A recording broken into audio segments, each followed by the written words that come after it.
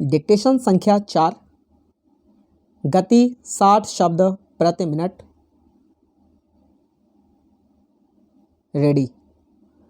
आज जब हम मुड़कर देखते हैं तो पाते हैं कि हमारी कृषि ने उन्नति की है, लेकिन जब हम भविष्य की ओर देखते हैं तो चुनौतियां हमारे सामने सिर उठाए खड़ी हैं। आर्थिक विकास के लिए यह आवश्यक है कि हम देखें कि हमारी कृषि विकसित हो और कृषि के विकास के लिए यह जरूरी है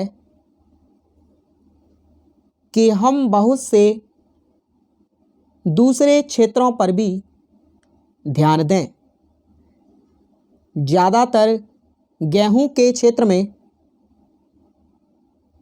भारत के कई भागों में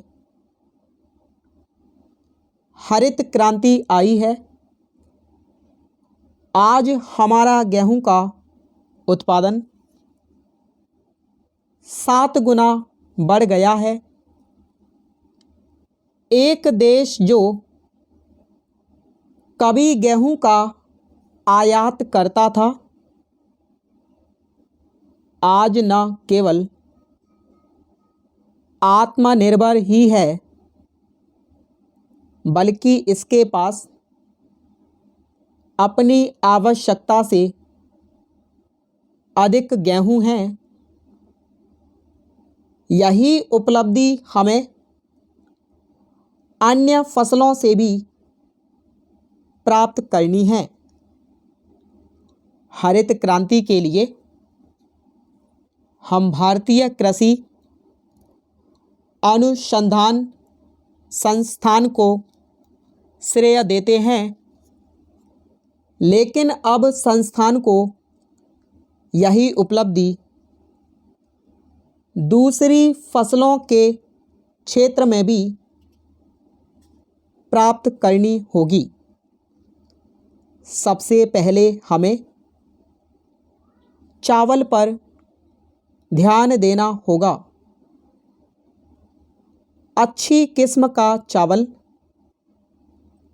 और अधिक उत्पादन। अभी हमारे यहाँ चावल का उत्पादन बहुत ही कम है। क्या हम बहुत अधिक खाद का उपयोग कर रहे हैं? क्या हम इससे बेहतर कर सकते हैं? क्या हम योजनाबद्ध तरीके से कम पानी से अधिक और बेहतर उत्पादन प्राप्त कर सकते हैं?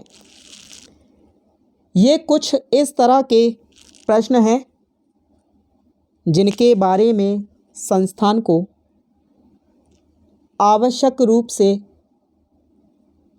विचार करना है।